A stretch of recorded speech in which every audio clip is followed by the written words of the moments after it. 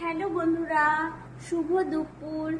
তো মামামকে স্কুল থেকে নিয়ে চলে এসেছি, আমাদের চান টানা হয়ে গেছে। তো আমরা এখন খেতে বসে পড়েছি। সবার নিশ্চয়ই খাওয়া হয়ে গেছে, হবে না? এখন বাজছে 2:38। তো আমরা তো রোজই এরকম টাইমেই খাই। তো দেখো আজকে কি রান্না করেছি। আজকে মামামের প্রিয় জিনিস হয়েছে রান্না। তো দেখো, দেখাচ্ছি কি রান্না করেছি।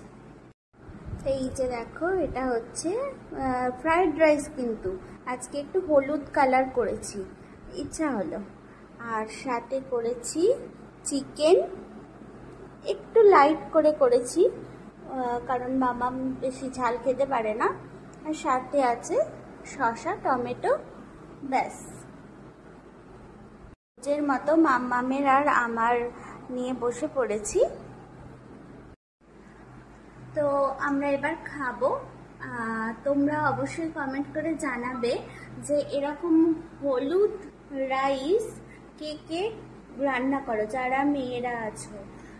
মাঝে মাঝে একটু চেঞ্জ করতে ভালোই লাগে, সবসময় ফ্রাইড রাইস বলে যে সাদাই করতে হবে এরকম কোনো মানে নেই।